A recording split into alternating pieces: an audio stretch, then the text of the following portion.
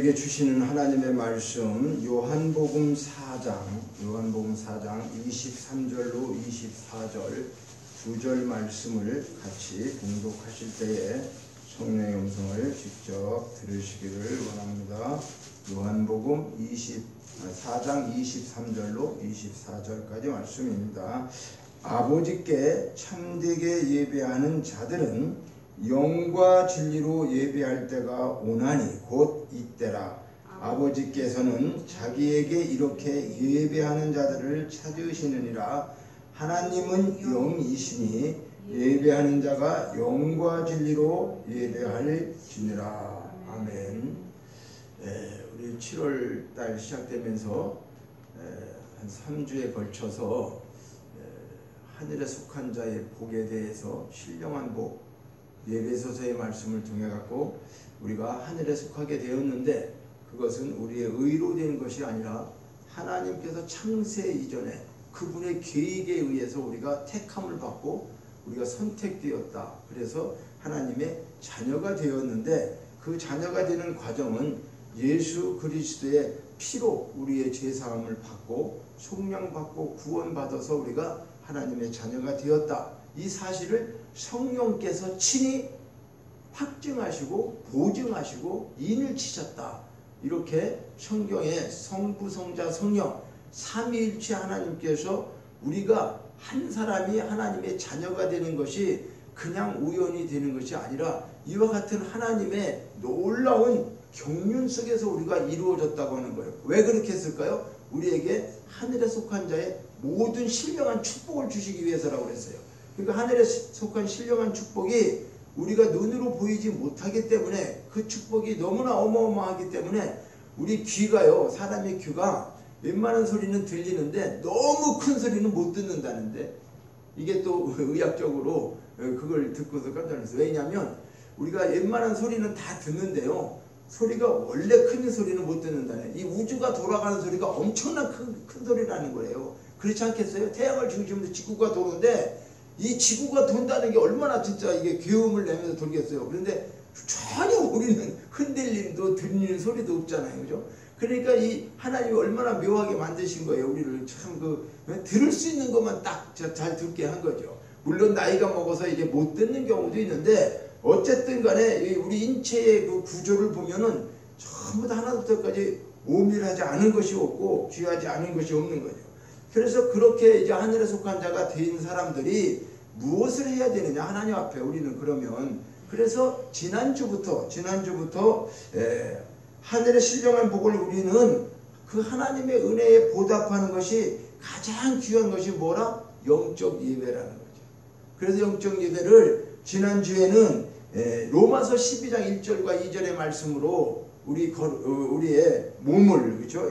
몸을 산제사로 드리는 그것에 대해서 이 세대를 본받지 아니하고 하나님이 원하는 예배자의 삶을 살아야 된다, 이런 말씀을 증거하였습니다. 그래서 오늘은 한 번만 말씀하는 것이 아니라, 물론 예배에 대한 것이 계속 성경에 많이 있죠. 그리고 사실은 레위기라고 하는 것은 하나님 앞에 제사 지내는 방법이었지만 그거는 예배 드리는 거랑 같은 그런 맥락으로 우리가 봐야 되는 문제죠. 그래서 오늘은 이 본문의 말씀을 통해서 예배의 본질적인 요건이 뭐냐, 본질적인 거, 영적인 예배. 그래서 본문은 우리가 1절로부터 다 읽지 않았어요. 그냥 너무 잘 알고 있는 말씀이지만은 사마리아의 여인, 그러니까 사마리아를 예수님이 지나가시면서 슈가성이라고 하는 곳에 머무르시면서 제자들이 다른 곳에 이제 먹을 걸 구하러 가는 동안에 아무래도 지금쯤 더운 것 같아요. 예수님도 하도 더우니까 우물가에 앉아갖고 있는데, 사실 우물가에 가면 뭐 지금처럼 수도로 되는 게 아니고 물을 퍼서 끌어올려야 되니까 그런 것이 없어요. 그런데 정오에 어떤 여자 한 사람이 물을 길르러 오는데, 그때만 해도 물을 길르러 오는 것은 저녁 때나 선선하고 이럴 때 오는 것이지, 한참 이게 더울 때는 움직이질 않는데, 그래서 이 문제를 가지고 사람들이 참 분부하게, 저도 이 설교를 많이 들어봤는데, 신앙생활에서 들어보고 뭐 여러 가지 얘기를 하는데, 이게 이 여자가 좀 본질적으로 좀 잘못된 여자다, 이렇게 얘기하면서, 왜 그러냐면 18절에 보면, 우리 요한복음 4장 18절 한번 봅니다. 예수님이 야 너 물 좀 달라고 그러니까 그 여자가 왜 사마리아 사람인 나한테 얘기를 거느냐 이제 그런 거죠. 그러니까 그때만 해도 사마리아 사람들하고 상종을 안 하는 그런 시대인데 그 여자에게 또 사마리아 여자에게 물을 달라고 하니까 이제 그 여자가 얘기를 합니다. 그래서 예수님께서 야 네가 이 물을 달라고 하는 내가 누군지를 알으면 네가 오히려 나한테 물을 달라고 했을 것이다. 그러면서 내가 주는 물은 영원히 목마르지 아니하고 내가 주는 물은 그 속에서 영생하도록 솟아나는 샘물이다. 이렇게 4장 14절에 얘기하니까 그러면 여자가 그런 물이 있으면 나에게 주십시오 그런 거예요. 그러니까 그래? 그러면 내가 줄게 그래야 되잖아요. 그런데 예수님이 뭐라고 그래요? 내 남편을 불러오라 그러는 거예요. 이게 뜬금없는 직면이죠. 그렇죠? 아니 물 얘기하다가 갑자기 네 남편을 불러오라는 거예요. 그러니까 여자가 나는 남편이 없습니다. 그러는 거예요. 그러니까 예수님이 맞다는 거예요. 그래 네가 남편이 없다는 게 맞다. 너는 이 18절 오늘 너에게 남편 5이 있었고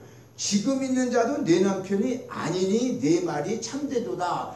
이제 요 구절 요 18절에 대한 거. 근데 이 여자가 신분이 정확히 있는 건 아니에요. 남편이 과거에 5명 있었다. 지금 있는 남편도 너 아니다. 그러니까 이런 것을 보면서 사람들이 이 여자를 어떻게 생각했냐면 무슨 창녀와 같은 사람으로 취급을 했어요.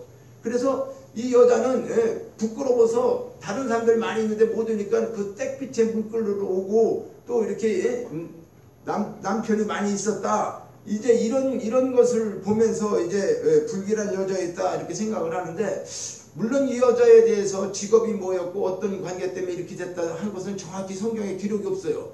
그래서 추리할 수 있고 생각할 수 있는 데인데 저는 이제 이런 진짜 이 여자가 창녀였을까 나쁜 여자였을까 이렇게 계속 묵상해 보는데 전혀 반대라고 하는 생각이 들어가는 거예요. 왜 그러냐면 왜 전혀 반대와 같은 생각이 드느냐면 그 이유가 자 그때 당시에는 말이죠. 남자들이 여자를 우습게 보고 무슨 일이 생기면은 이혼증서 하나 써줘서 그냥 버리는 시대예요. 당신하고 나하고 마음이 안 맞아. 성격이 안 맞고 뭐가 안 맞네. 뭐 잘못하고 왔네. 그러면 너랑 이혼해. 그래갖고 그냥 이혼증서 쓰면 여자가 그냥 나가야 돼요. 뭐 이유 재판하고 뭐 이러는 그런 게 없을 그런 때인데 그러면 상식적으로 우리가 생각할 때 그 시대의 흐름이 그런 시대의 적인데 어떻게 여자가 남자를 5명씩 버렸었겠어요?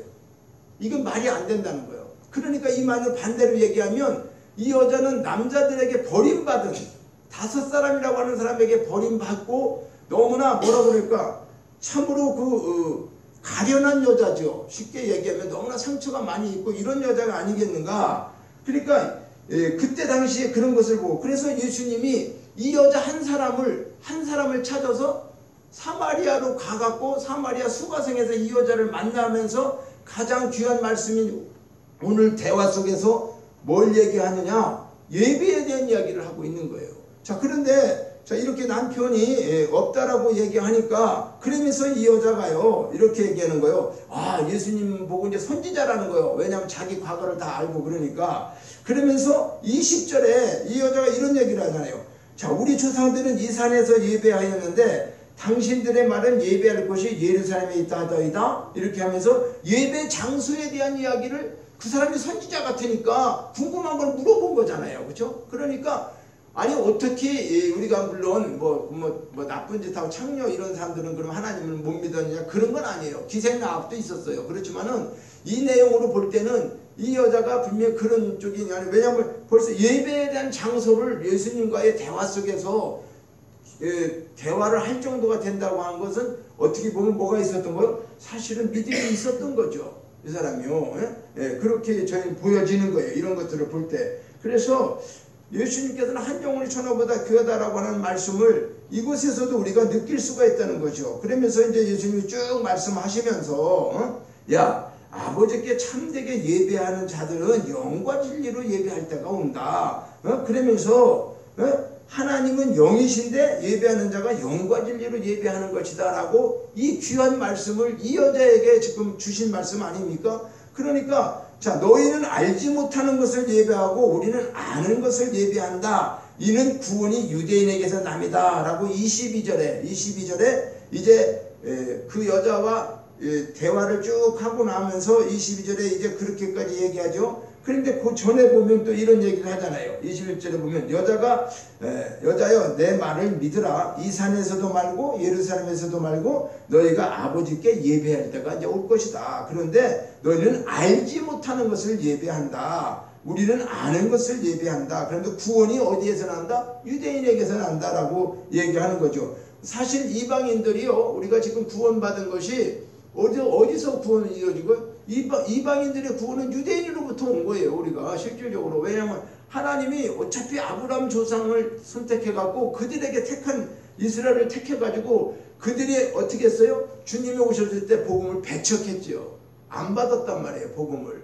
예? 메시아를 기다리면서. 그러니까 이 복음이 어떻게 됐어요? 우리가 이방 사람들이 구원받기 위해서 적부침이 되는 것처럼 사도 바울이나 이런 예수 제자들을 통해 가지고 복음이 어떻게 산지사방으로 이제 이렇게 오늘 우리까지 오게 된 것이죠. 그러니까 실질적으로는 이렇게 예배에 대한 것을 이야기하고 난 다음에 이 진짜 요한복음 4장은 너무나 귀한 거예요. 다 말씀드리지 못하지만 오늘은 영적 예배, 본질적인 예배만 말씀을 드리기 위해서 예배에 대한 것만 핵심적으로 말씀드리는데, 이 여자가 이 말을 듣고 이제 메시아를 만났다라고 하는 것을 25절에 얘기해요. 여자가 이름에 메시아 곧 그리스도 하는 이가 오실 줄을 내가 안다. 그러니까 그리고 그분이 오시면 우리가 그분이 예배드리고 다 알려줄 겁니다. 그렇게 하니까 26절의 결론이 뭐예요? 예수께서 이르시되 네게 말하는 내가 그다. 내가 그라 하신다. 이게 뭐예요? 야, 내가 메시아야. 이걸 이제 말씀하시죠. 그죠? 그러니까 이제 27절부터 그 여자는 물동이고 뭐 다 버려두고 내가 메시아 만났다고, 그죠? 내가 메시아를 만났다고, 그리스도가 오셨다, 와서 보라 그러면서 이게 이제 이 여자가 수가성을 이제 다 다니면서 사실은 뭐 한 거예요? 전도하다시피 한 거죠. 이제 이런 내용이 뒤에도 계속해서 이게 이제 기록되어 있는데, 우리는 이렇게 사마리아 여인과 예수님과의 그 관계 속에서 오늘 영적인 예배, 본질적인 예배가 어떤 것인가, 지금 이 1절로부터 자세하게 다 설명을 안 했지만 많이 들으신 말씀이기 때문에 핵심적인 말씀만 오늘 전하고자 합니다. 그래서 예배라고 하는 것은 외적인 조건이 중요한 게 아니란 말이에요. 외적인 조건이 뭐 필요 없다는 게 아니라 그것이 그렇게 중요한 건 아니다. 영생하신 하나님과의 교제를 말하는데 그 인격적인 것을 말씀하고 있다. 그러니까 이 교제를 가능하게 우리가 하나님과 교제가 갑자기 다 우리가 이루어질 수가 없죠. 우리는. 그래서 바로 예수 그리스도 그분을 통해서 예배가 본질은 내가 기도하고 내가 찬양 드리는 것 같아도 우리가 영으로 정말 영으로다가 진리로다가 예배 드린다는 것이 뭐냐? 예수 그리스도가 진리라고 그랬죠. 나는 길이고 진리고 생명이라고. 그러니까 예수님이 지난번에 말씀드렸죠. 예수님은 어린 양과 같이 구약 시대에는 죄물을 잡아서 죄인이 죄사함을 받았는데, 우리는 그렇게 죄물이 되는 게 아니라 이미 하나님께서 예수님을 통해서 죄물이 되게 하셔서 그분 한 분으로 모든 죄를 사함 받을 수 있는 그런, 그러니까 다시 제사를 드리는 때에 죄물을 드리지 않는 예수 그리스도를 단번에 드리심으로 우리가 거룩함을 입었다. 그리고 다시 죄를 위하여 죄물을 드릴 필요가 없다. 이것을 믿는 믿음으로 우리가 의로워진 것을 말씀하고 있죠. 그러니까 우리가 의로워졌다는 것은 그분 때문에 의로워진 거예요. 그분의 피로 우리 죄를 씻었기 때문에 내가 죄인이었는데 죄사함을 받았으니까, 빚을 졌는데 빚을 예수님이 갚아줬으니까 나는 빚쟁이가 아니었다. 그런 것처럼 우리를 그렇게 죄인이 구원받고 죄사함을 받고 하나님의 자녀가 되는 관계의 그 모든 법을, 그것을 하나님이 창세 전부터 그렇게 계획하셨다고 말이에요. 그것을 언약하신 거예요. 언약, 약속이란 말이죠. 과거에는 율법을 줘갖고 율법을 지키면 구원받았다라고 했는데 율법을 지킬 수 있는 사람이 하나도 없죠. 사람으로서는. 그래서 다 모든 사람이 율법은 죄를 드러나게 함으로 죄인 것을 알게 했다 그런 거죠. 그런데 그 율법이 필요 없는 거냐? 아니에요. 우리는 못 지키는 거죠. 그런데 율법의 요구는 율법을 지키면 의로워진다는 거죠. 그런데 그것을 누가 지켰어요? 우리가 지키지 못했기 때문에 우리는 죄인 돼서 죽는 거고 지옥 가는 거잖아요. 쉽게 말씀드리면. 그런데 누가 오셔서 예수님이 그 일을 다 이루셨단 말이에요. 우리가 못하는 걸, 우리가 지키지 못하는 걸 그분이 다 이루시는 것뿐만이 아니라 우리가 하지 못하고 죄 지은 모든 죄까지, 죄에 대한 모든 것을, 과거 미래 현재의 모든 죄를 그분이 다 사하셨다고 하는 거, 이걸 믿는 게 믿음이라니까요. 이거보다 더 중요한 게 없어요. 이거는 정말로 잊으면 안 되는 거. 어떤 성경에 뭘 모더라도 다 이걸 가지고 너무나 많이들 구원론에 대한 것도 잘못되고 뭐 여러 가지 얘기들을 하고 있는데요. 이 구원론은 절대 변함이 없어요. 에베소서에 있는 말씀 숫과 로마서에서 나오는 성경에서 말씀하고자 하는 핵심의 구원론은 우리가 뭘 해서 구원받는 건 전혀 아닌 거예요. 구원론은 하나님께서 하셔서 하나님께서 택하시고 예정하시고 작정하시고 그분이 때가 되어가지고 어떻게 해요? 믿음을 주셔서 믿을 수 있게끔 하시고 우리가 믿음 생활을 하게 하면서 누굴 인도하는 거예요? 성령을 보내셔서 성령이 계속 어디까지? 천국 아버지의 나라까지 하나님 나라까지 우리를 그분이 인도하시는 거예요. 그리고 그 과정 속에 이제 하늘에 속한 자 구원받은 자가 되었으면은 예배를 드려야 되는데 예배는 뭐냐? 가장 중요한 것이 그분과 우리가 교제하는 거잖아요. 예배가 교제인데 이것을 우리가 주일날 이렇게 드리는 예배도 예배지요. 수요일날 뭐 기도회 모든 걸 다 예배를 할 수 있습니다. 그런데 지난번에도 말씀드렸지만은 로마서에서 말씀하고 있는 사도 바울이 말하고 있는 예배는 우리가 산제사를 드린다고 하는 것은 삶 속에서 이루어지고 있는 삶의 행동이 하나님과 어떻게 된다고요? 이 세대에서 본받지 아니하는 그런 믿음을 가지고 우리가 하나님 앞에 드려지는 예배를 말씀하고 있는데 오늘 영적인 본질적인 예배에 대해서 이제 하나씩 말씀드리게 하려고 하는 것은 자 하나님이 예수님께서 이 여자와 이렇게 중요한 대화를 하고 난 그 대화 전체를 우리가 다 풀어가야 되지만은 이렇게 예배에 대한 것을 이끌어가기 위해서 처음에 물 한 잔 달라 뭐 이렇게 관계 속에서 이야기하다가 결론적으로 이제 그 사람의 뭘까지 드러낸 거죠? 그 사람이 뭔가는 상처가 있는 여자는 분명하잖아요. 그렇죠? 이혼을 당했던 아니면 자기가 정말 부정한 여자였던 간에 정확한 것은 없지만 그것이 중요한 거 아니고 그러나 어쨌든 간에 이 여자는 정상적인 여자는 아니잖아요. 그렇죠? 정상적인 여자 같으면 어떻게 남자가 5명씩 있겠어요. 그러니까 버림을 받았던 자기가 부정한 행위를 했던 뭔가는 상처가 있는 여자는 분명하다. 그런데 그 상처를 가지고 있는 여자에게 예수님께서 오셔서 다른 사람 같으면 뭐 했어요? 아니 네 믿음이 너를 구원했다. 네가 어디 아프냐? 그러면 뭐 낫기를 원하냐? 다 치료해주고 이런 걸로 했잖아요. 그렇죠? 그런데 이 여자는 지금 남편을 데려오라는데 남편이 없다라고 했어요. 그러니까 여기서도 우리가 영적인 의미는 우리가 이 세상에 여자와 같은 교회가 여자잖아요. 믿음의 사람이 여자란 말이에요. 우리가 여자예요. 이 여자가 같은 거예요. 우리 심령이. 왜 그럴까? 영적으로 보면 우리도 죄인 아닙니까? 뭐 남편만 5명 만드는 사람만 죄인인가요? 아니죠. 우리도 이 여자처럼 아주 죄인인 거죠. 씻을 수 없는 죄가 많이 있다고 말이죠. 그러니까 종류는 다르지만은 그러니까 우리가 이런 사람, 이런 죄인인데 이 죄인이 구원받을 수 있는 길이 뭐예요? 예배를 통하지 않고는 구원받을 수가 없죠. 하나님과의 관계가 회복되지 않고 구원받을 수가 없기 때문에 가장 귀한 이 예배에 대한 이야기를 오늘 여기에서 하는데 문맥상으로 보면 좀 이상한 것 같은 거예요. 그 여자가 그렇게 돼 있으면은 그냥 뭐 치료해주고 되고 어려운 게 있으면 해주면 되는데 왜 예배 얘기가 나올까? 근데 여기서 질문을 누가 하는 거예요? 여자가 하잖아요. 그렇죠? 여자가 19절에 여자가 이르되 주여 내가 보니 선지자로소이다. 우리 조상들은 이 산에서 예배해야 되는데 당신들의 말, 이스라엘 사람들의 말하는 예배할 곳이 예루살렘에 있다고 하는데 내가 예루살렘 가서 예배하는 게 맞아요? 여기서 예배 드리는 게 맞아요? 그러는 거죠. 그러니까 이 말이 지금 이 말 때문에 예수님께서 여자여 내 말을 믿으라. 이 산에서도 말고 예루살렘에서도 말고 너희가 아버지께 예배할 때가 이르리라. 이제 그렇게 하면서 이 여자에게 궁금증을 얘기해 주죠. 그러니까 너희는 알지 못하는 것을 예배한다. 여기서 말이죠. 알지 못한다는 것은 뭘 얘기하는 거요? 알지 못한다는 뜻은 무지하다는 의미예요. 아무것도 모르고 그냥 예배만 드리는 이것은 무지하다는 거죠. 아무것도 모르고 알지 못하고 예배를 드린다는 거. 그러니까 이것은 마치 주술적인 종교 행위와 같은 거죠. 이때 이 여자는 그냥 하나님을 알고 어떻게 예배를 드려야 되는 걸 알았을까요? 모르는 거예요. 모르니까 어떻게 예배 드려야 되나? 장소가 예루살렘에 가서 드려야 되냐? 여기서 드냐? 그러니까 예수님께서는 장소가 중요한 게 아니야. 너희들은 알지 못하는 것을 지금 예배한다고 하고 있지 않느냐? 근데 내가 드리는 예배, 내가 말하는 예배는 그런 게 아니란다 라고 지금 얘기하는 거예요. 그러니까 알지 못한다는 것은 무지하다는 뜻을 말하죠. 그러니까 오늘 우리가 여기서 얘기하는 것은 하나님의 뜻을 온전히 아는 것이 가장 중요하다. 그러니까 예배를 드릴 때에 오늘 예배의 본질은 우리가 내 생각대로 드리는 게 아니라 뭐다? 하나님이 원하는 하나님의 뜻을 온전히 수용하고 그것을 깨닫고 드리는 예배를 지금 예수님은 말씀하고 있는 거예요. 장소가 중요한 건 아니에요. 어디 뭐 큰 교회, 작은 교회, 뭐 골방에서 드려도 상관은 없어요.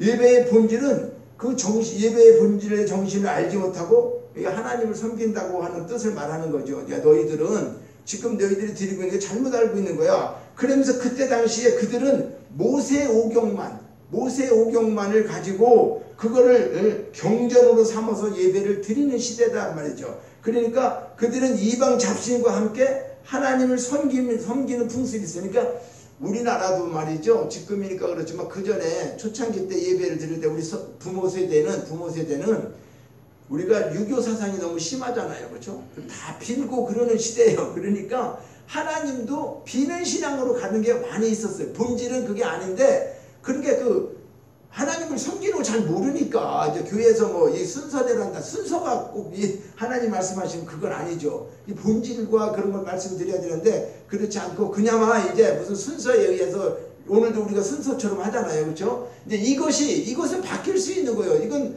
뭐 이게 정해진 거 아니에요. 꼭 어디 그러는 자기 교단마다 이제 좀 이제 거기에 맞춰서 하고 또 주의 종들이 이제 가게의 그 교회에 맞는 이제 어떤 프로그램 정도를 넣기도 하고 그러는데 기본적인 틀을 이제 예배하기라고 해서 이제 말씀을 하죠. 말씀과 기도와 찬양과 이런 게 있으면 이제 예배를 드리는 거죠. 그런데 그 세 가지가 빠지면 예배가 아니에요.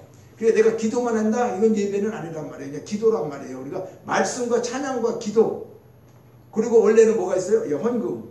이렇게 네 가지가 갖춰지는 것을 이제 예배라고 해요. 우리가 오늘날 공적인 예배는. 자, 그런데 우리나라도 어떤 거예요? 사실은 많은 종교가 미신들 이런 것들도 다 있었기 때문에 그냥 뭐 어머니들이 비는 신앙이었지 뭐 사실은. 그죠? 비는 신앙이었어요. 하나님 잘 되게 해주세요. 왔으니까 우리 자녀도 하고 뭐 이걸 뭐 기도에 대한 것도 누가 가르쳐주는 것도 아니고 물론 그것이 나쁘다는 게 아니라 그때는 그런 과정이 있다. 그러니까 이때 사마리아 사람들도 실질적으로 이 여자도 예배를 원하는 사람이었는데 그렇죠? 예배를 원한다고 하는 것은 이 말씀을 통해서 알게 되잖아요. 그러니까 선지자를 만나니까 내가 그동안에 가장 이분이 지금 뭘 얘기하는 거? 그래요. 나는 이런 상처받았어요. 나 이런 힘들어요. 이걸 치유해 주세요. 이런 게 아니에요. 그죠? 이 여자가 지금 얘기하는 거는 예배를 어디서 드려야 되고 어떻게 드리는 것이 맞는 겁니까? 이제 이렇게 얘기를 하게 되니까 예수님께서 이제 이 여자에게 모든 것을 잘 알려주시면서 너희는 알지 못하는 것을 예배하고 나는 아는 것을 예배한다. 그러면서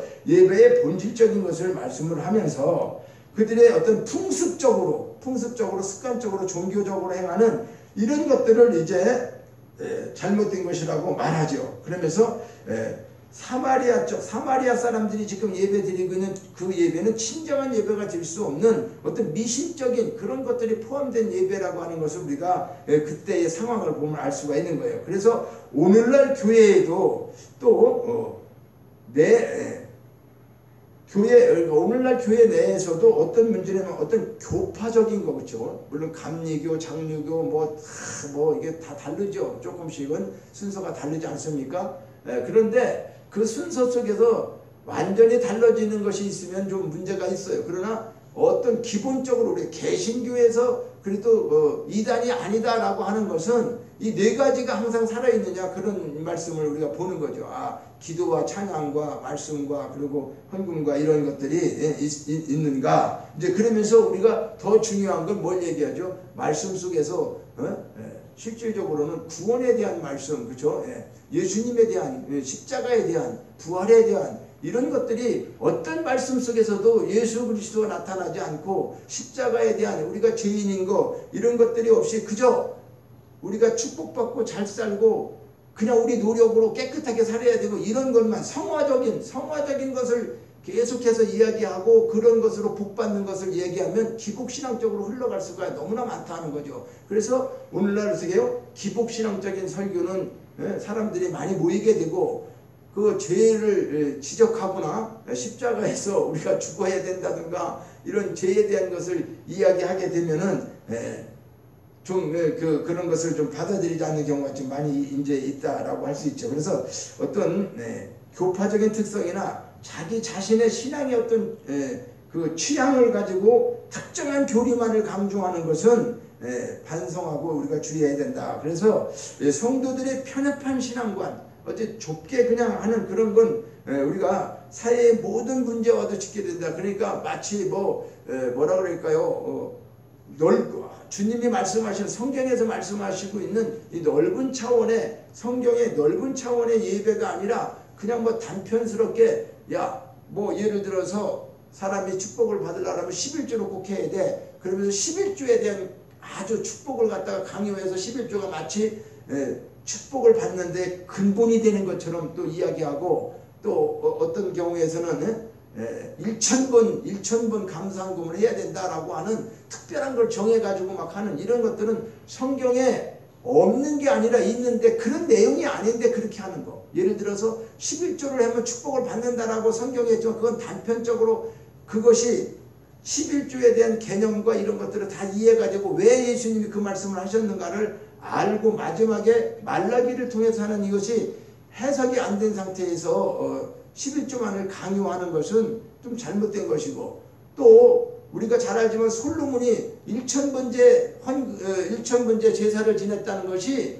숫자로다가 한 번, 두 번 해갖고 1,000번 동안 제사를 지냈다는 내용이 아니에요. 1,000가지 정도, 1,000가지 정도를 그러니까 예배를 하나님 앞에 드리는 제사를 온전하게 다 만들어가지고 그때만 양이 몇천 마리 이런 걸 다 해서 그렇게 한꺼번에 온 정성을 쏟아서 드린 것이지 1,000번을 이렇게 드려. 그러니까 이런 말은 죄송하지만 기도원 같은 데 가면은 너 1,000번째 해. 우리 기도원으로 1,000번째 네가 헌금을 드리면 그 금액이 적든 많든 상관 안 해. 10,000원, 많이 하면 좋겠다고 하겠죠, 자기들이. 그렇죠? 그러니까 10,000원을 정하든 5,000원을 정하든, 이 목적을 가지고 1,000번째 헌금을 드려봐. 그럼 네 소원이 이루어질 거야. 이런 것들은 잘못된 거라 그 말이에요, 제가 볼 때. 그래서 예배를 그렇게 단편적으로 자기의 어떤 신앙의 취향을 강조하고, 이런 것들은 우리가 특정한 어떤 것을 만들어서 내는 거, 어떤 사람은 헌금 이름도 저는 여기서 다 없애버렸어요. 헌금 봉투가 그때 있었던 거 있었는데, 물론 우리가 생일 감사헌금 같은 건 감사헌금이니까 목적을 가지고 또 할 수도 있어요. 그런데 이상한 걸 정해가지고 하는 게 많이 있는데 1,000번째 헌금 같은 거는 저희 교회 그런 것을 저기 합니다. 그래서 이 성도의 편협한 신앙과는 자신뿐만이 아니라 사회적으로도 문제와 직결된다. 그러니까 예배의 목적이 하나님의 영광을 드러내지 못한다고 하는 것은 우리의 신앙 차원이 하나님을 우리의 삶의 방편으로 여기는 것, 이것을 벗어나야 됩니다. 그러니까 우리가 하나님의 도구가 되어져야지 하나님이 나가 뭐를 필요한데 그분을 그러니까 수단이나 방법으로 사용하기 위해서 예배의식을 갖춘다? 예배를 드린다? 이건 전혀 아니라는 거죠. 우리는 그것이 되면 안 되는 거죠. 그러니까 하나님 앞에 간구해야 돼요. 기도해야 되는데 마치 예배를 드리고 내가 이렇게 헌금하고 모든 것들이 이렇게 함으로써 하나님 앞에 내가 축복을 받는다. 축복을 받기 위해서 이것을 해야 된다. 이런 것은 아니라는 거죠. 이건 잘못된 거란 말이죠. 그러니까 하나님이 나를 구원해 주시고 하나님이 나를 이런 축복을 주시고 여기까지 나를 이렇게 축복해 주셨는데 제가 하나님을 위해서 예배 드리면서 하나님 저 뭐를 하나님 앞에 해드리면 기쁨을 드릴 수 있는 것인가요? 우리 자녀들이 그렇지 않습니까? 그렇죠? 자녀들이 뭐를 부모에게 고기 해주고 돈 주고 막 이래서 우리가 그를 사랑하고 해줍니까? 아니에요. 그저 그냥 이쁘고 반가운 거예요. 그럼 걔들은 뭐 하는 거예요? 부모가 바라는 대로 성장해가고 올바로 살아가면 그거 사실 부모는 가장 원하는 거 아니겠냐고요. 하나님 마찬가지죠. 그런데 우리는 그렇게 이용하지 않고 하나님을 우리의 삶의 방편으로 이용하는 것은 잘못된 것이다. 그래서 하나님의 뜻을 완전히 수용해야 하고 두 번째는 마음으로부터 드려져야 한다. 이 말은 주님은 또한 신령과 진리, 진정으로 예배해야 된다. 신령과 진정 이런 모든 것들은 같은 말을 견해적인 건데 이것은 뭐 같으냐? 자, 하나님은 영이시다. 여기요. 24절에 하나님은 영이시다라고 하는 뜻은 하나님이 본질적 존재를 정의하는 거죠. 그러니까 하나님이 본질적으로 뭐래? 영이라는 거, 영적 존재라는 거죠. 그러니까 하나님은 모든 물질 세계를 초월하신 분이잖아요. 그렇죠? 하나님이 물질하고 관계가 있겠어요? 그렇잖아요. 초월하신 분이기 때문에 그분과 교제하려고 하는 이들도 우리가 어떻게 해요? 그분의, 그러니까 하나님과 교제하고 하나님과의 하려면 우리가 친구들도 뭐가 돼야 된다고 그래요? 같이 마음이 맞고 자기랑 그 수준과 모든 것이 맞아야 친구잖아요. 원체 차이가 나면 친구가 또 안 되는 경우도 있죠. 그렇죠? 사고방식도 다르고 시골에서 살 때도 그러잖아요. 너무 잘 살고 너무 이렇게 하고 또 너무 가난하고 그러면 좀 친구가 되기도 어려운 그런 경우도 있죠. 사실 그런 건 아닌데도 불구하고, 그러니까 우리가 하나님을 잘 알아야 된다는 것은 그분이 어떤 분이다? 하나님은 영이시다. 영이라고 하시는 분은 모든 인간 초월, 우리를 초월해서 계시는 분이다 그 말이에요. 그러니까 물질을 초월해 계시고 모든 걸 초월하신 분인데, 그런데 우리도 그렇게 초월된 마음과 초월된 생각 속에서 하나님을 인격적으로 대해야 되는데, 우리 생각으로 하나님 이렇게 하면 나를 도와주겠지 하고 하는 내 생각대로 하는 거, 이것이 아니라니까. 그분과 교제하려고 하면, 어떤 사람과 교제를 가지려고 하면 그분의 생각, 그분의 뜻이 서로가 이게 통해야 되잖아요. 그래서 우리의 의식이 물질적인 것보다는 마음에 있다는 거, 마음이 더 중요하다. 고린도전서 2장 16절에. 그래서 물질은 그러면 악하고 마음은 선한 것이냐? 이것은 영지주의자들이 이야기하는 것이죠. 그러니까 물질이 나쁘고 악하다 그런 마음이 아니라 우리는 어떻게 해요? 제일 중요한 건 마음으로부터의 회개와 감사와 그리고 사랑이 없는 이런 오직 인간적인 제사법만을 중요시하는 유대 율법주의적인 그런 예배를 비판하신 것이다. 예수님께서는. 그러니까 예배의 장수와 형식에 걸림이 있는 것이 아니라 사마리인이나 모든 이방인들에게 예배의 가장 본질적인 정신의 자세를 교훈하는데, 그것이 뭐냐? 성경은 이와 같은 것들이 마음이 더 중요하다는 것을 말씀하고 있어요. 그래서 예배라는 것은 거룩한 영적, 그러니까 영적인 인격자이신 하나님과의 만남이다. 자, 예배를 우리가 단편하게 그냥 말한다면 거룩한 영적인 그 영적인 하나님과 거룩한 영적인 하나님과 만남이다. 만나는 것이다. 그러니까 인격 대 인격을, 하나님의 인격을 갖고 계시는데 그 인격적인 하나님을 우리가 모독하지 않고 그분과 같은 인격으로 만나야 된다고 하는 것이 예배다. 그러니까 우리가 그분은 거룩한데 우리는 아주 거룩하지 않으니까 그분과 만남이 참 어렵죠. 그렇죠? 인격적인. 그런데 그것을 오늘 우리가 예배자가 되기 위해서 예배를 드리기 전에 뭘 하는 거죠? 사실은 예수님의 이름으로 우리가 회개하고 참회 기도하고 그런 것을 이제 주님의 보혈로 우리의 모든 죄를 다 깨끗이 씻어주시고 성령께서 우리를 이제 깨끗한 인격자가 되어서 하나님과의 오늘 만남 속에서 우리가 이렇게 예배 드리는 그것을 이제 의식적으로 말씀하고 있죠. 그래서 예배 의식은 어떤 물질적이나 공원적이나 이런 것들이 아니라 우리가 사실은 생활 속에서 생활을 일주일 우리가 그렇죠. 온전한 생활을 잘하고 인격적으로 예배를 드리는 삶이 중요한 것이 지난번에도 말씀한 거죠. 이것이 이제 산제사 드리는 거라고 말한 거죠. 그러니까 우리가 순간적으로 이렇게 와서 드리는 예배가 아니라 생활 속에서 우리가 직장이 되었던 어느 곳에든 어떤 장소가 중요한 게 아니다. 그 장소 속에서 마음으로부터 우러나오는 예배를 받기 원하시는 그 하나님 앞에 우리는 그렇게 신령과 진리로 예배를 드려야 한다. 그래서 세 번째는 진리를 따라 드려야 하는 것을 말씀한다. 자, 마음이 있으면 마음만 있어도 되는 게 아니라 진리를 따라 드려야 한다. 주님은 진정으로 예배를 드려야 한다. 신령과 진리로. 그러니까 진정이라는 것이 진리를 말하고 있는데 성도의 내적 조건이 신령한 것이라고 한다면 진리는 외적 조건이다. 그러니까 진정이라고 하는 뜻은 진리라는 의미를 말씀하기도 하는데 사마리아인들은 무지한 성격 지식을 가지고 예배를 해가지고 그들은 인간의 열심과 정성으로만, 그렇죠? 인간이 열심하고 정성만 있으면 하나님 받으실 것이다 라고 하는 일반 종교인들도 그러죠. 지성이면 감천이다 그랬잖아요. 우리도. 그러니까 하나님을 믿는 것은요, 열심도 중요하고 봉사도 중요하고 다 중요한데 그 정성보다도 먼저 중요한 게 뭐다? 진리로 드려야 된다는 거죠. 진리로. 하나님 앞에 진리로. 그러니까 우리는 과거에 실질적으로 늘 얘기하지만 부모님 세대에서는 진리 그런 것보다도 그냥 열심과 봉사와 헌신과 그리고 정성이죠. 그냥 정성으로. 근데 하나님은 그거를 물론 본 마음을 아시기 때문에, 그렇죠? 중심을 보신다 그랬잖아요. 그러니까 중심을 보시기 때문에 그런 기도인데도 다 응답하셨어요. 하나님이. 부모들이 그저 비나이다 비나이다 하는 신앙같이 보였지만은 그래도 그 기도를 다 응답해 주셨다 그 말이에요. 과거에. 그럼 오늘날은 어때요? 이제는 많이 좀 지식들을 깨어지고 또 학문적으로도 많이 알게 되고 하나님의 뜻이 뭐고 성경 공부도 하고 말씀을 자기들이 하면서 깨달아지고 하니까 진리가 뭐라는 것을 이제 말씀하게 되고 알게 되죠. 근데 이런 것들을 벗어나서 드리게 되면은 가인의 제사와 같을 수가 있다. 하나님이 받지 않는 가인의 제사와 같다. 그러니까 예배는 마음도 중요하지만 외적이며 객관적인 지식도 중요하다. 그러니까 진리를 따라 드리는 예배라는 것은 어떤 것이냐? 사도 바울은 이렇게 말씀하고 있어요.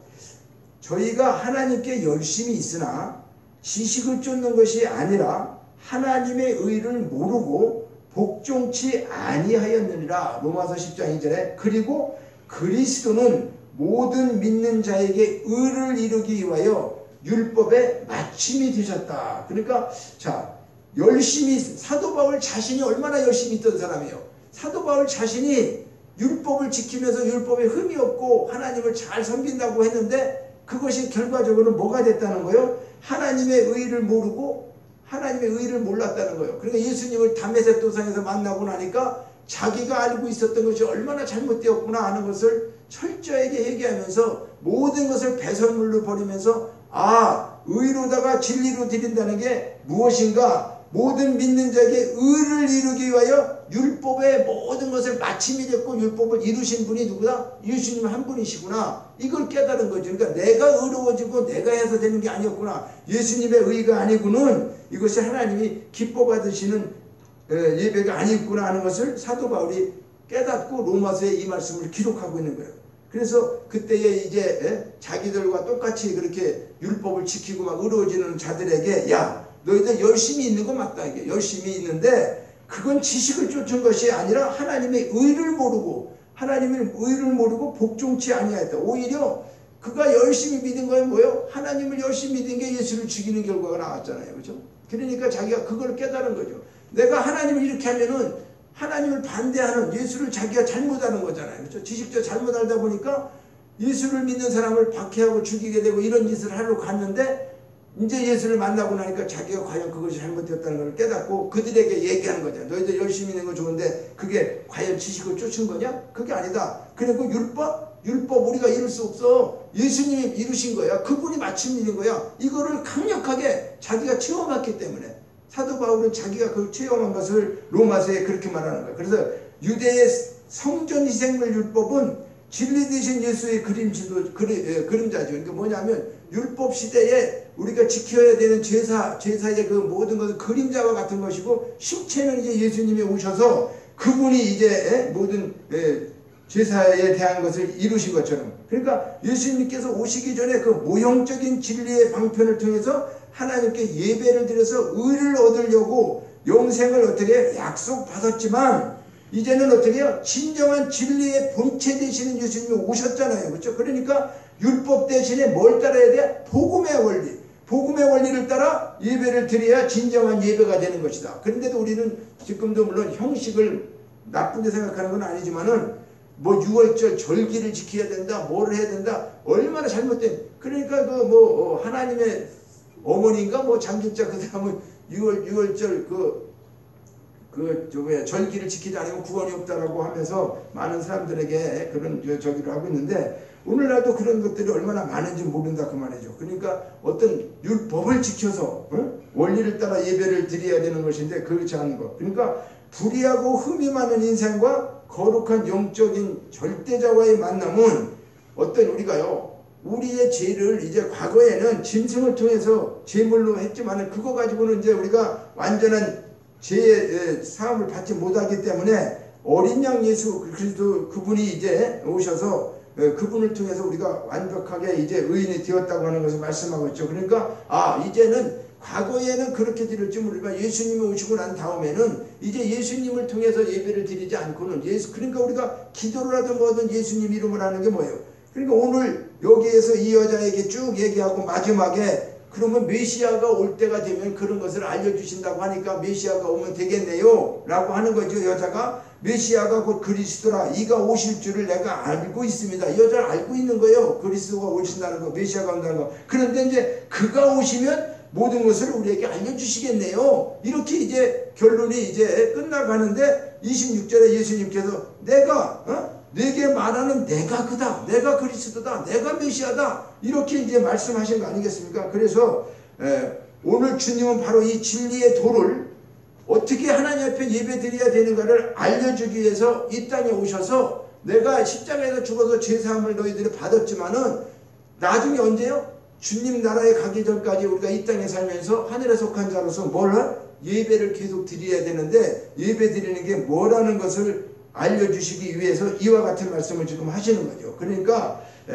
우리가 성도들이 예배를 드릴 때마다 우리는 누굴 생각해야 돼요? 예수님을 생각하셔야 돼요. 예수님의 의로 그분이 다 이루신 것을 우리는 믿고 그냥 감사제사를 지내는 거죠. 그러니까 그리스도만이 우리와 하나님과의 관계를 다 모든 것을 화해 제물이 되셨고 그분을 통하지 않고는 우리가 하나님 앞에 나갈 수도 없는 사람들이죠. 그러니까 현대 개신교에서의 예배는 어떻게 보면 화려하게 많은 것들을 만들어 놓고 찬양과 이런 것들을 아름답게 드리죠. 그런데 우리 마음들이 엉뚱한 곳에 가 있다고 하면 예배 드리면서 오늘도 다른 생각하고 나와가지고 실질적으로 세상적인 생각 속에서 여러 가지 근심 걱정이 떠나가지 않고 그 겉으로 하는 일들에서 그냥 호응하고 있다고 한다면 내 마음이 드려지는 것이 아닌데 그 예배는 어떻게 해요? 겉으로는 아름다울지 모르지만 마음과 신령과 진정이 아닌 위선자가 드리는 예배가 될 수밖에 없다라고 하는 거죠.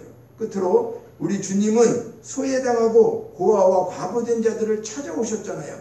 그리고 그들에게 진정한 치유만 하신 게 아니라 복음을 주시면서 진리를 말씀했죠. 내가 길이고 진리고 생명이다. 그러면서 하나님께 바른 예배를 드리는 예배의 소중함을 우리에게 가르쳐 주신 것이죠. 그러니까 영과 진리로 오직 하나님께만 영광을 드리는 예배자들이 되기를 주님이 원하는 거죠. 그래서 오늘도 이 말씀을 통해서 우리가 깨닫는 것은 이제 우리가 주님의 이름으로 드려지는 모든 예배를 우리가 찬송하고 또 감사하고 기도하는 것들이 오늘 이 수가성 여인이 잘 알지 못하고 사마리아 사람들이 드렸던 예배를 오늘 우리가 답습해서는 안 되는 것이고 주님이 말씀하시는 신령과 진리의 예배가 무엇인가 이것을 깨닫고 우리가 그렇구나 하나님의 마음을 먼저 알아야 되고 우리 또 마음으로부터 드려야 되고 또 우리가 내 생각과 어떤 것이 아니라 진리를 따르는 말씀으로 그리고 예수 그리스도 그분을 우리가 생각하면서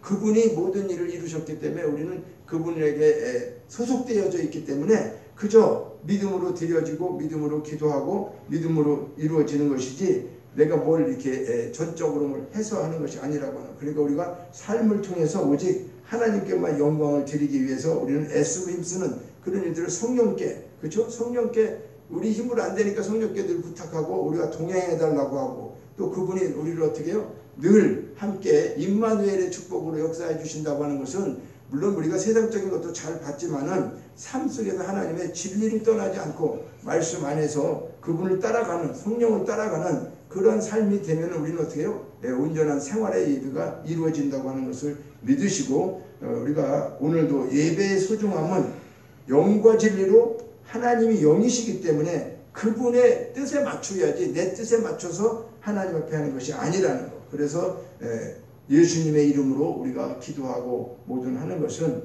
그렇게 내가 드리는 것 같지만 예수님이 드리신다고 하는 의미를 갖고 있기 때문에 하나님은 예수님이 드리시는 예수님의 이름으로 하는 모든 것을 받으시는 것이지 내가 개인적으로 하는 것을 받는 건 실질적으로는 아니라고 하는 거죠. 그러니까 하나님께서는 오직 예수님을 통해서 모든 일을 이루시고 그분의 이름으로 드려지는 예배를 받으신다. 그것이 진리를 따라 드리는 예배다. 예수의 이름으로 드리는 것, 예수님을 위해서 또 하나님을 우리 마음으로 드리는 것, 이것을 우리가 잘 기억하시고 진정한 예배자가 되기를 주의 이름으로 축원합니다.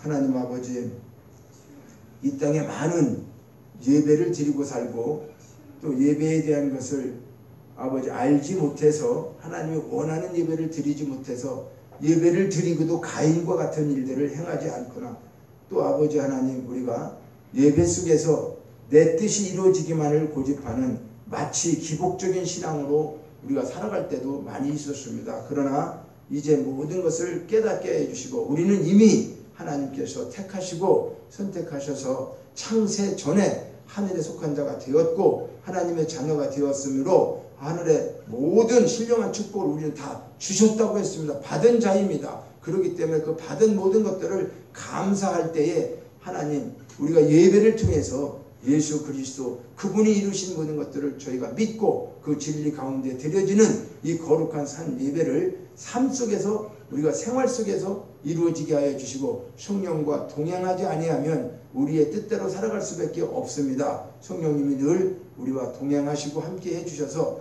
여호와 이레의 축복도 우리가 다 누리며 이 땅에서 영생과 영광의 축복을 다 누리는 귀한 우리 모두가 되기를 소원합니다. 성령님 예배를 받아주시고 또 예배가 하나님 앞에 우리가 온전히 연락되는 거룩한 산 예배가 되게 하여 주시옵소서. 모든 것 감사드리고 예수님의 이름으로 축복하며 기도하옵나이다. 아멘. 우리 봉헌 찬양을 드리겠습니다.